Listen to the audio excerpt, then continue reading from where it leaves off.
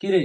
ও আব্বাজান, আপনি কি চোখে দেখেন না আমার বয়স হয়ে গেছে, এখনো আমার বিয়া শাদীর কোনো নাম গন্ধ লইতেছেন না?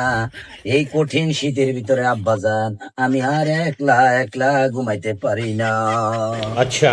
আব্বাজান, গরমে আশা দিয়েছেন বাবা, গরমকালে বিয়া করলে কারেন্ট বিল উঠবো বেশি, ठीक है। তাই বলেছেন শীতকালে বিয়া করাবেন, ফ্যান চালান লাগতো না।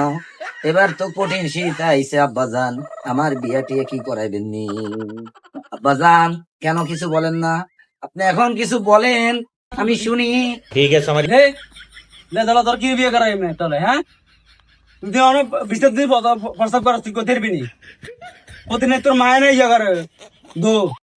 হ্যাঁ, তোর কি বিয়ে করাই আব্বাজান তোর? আমি তোর ওয়াজ বাদ দে, তোর দিন বিয়ে করাই তোর ওর বাড়ি দিন যাবি, তুই দিন ওর বাড়ি যাই বিশাল দিন মুতবি, এটার বিষয় কি করবো?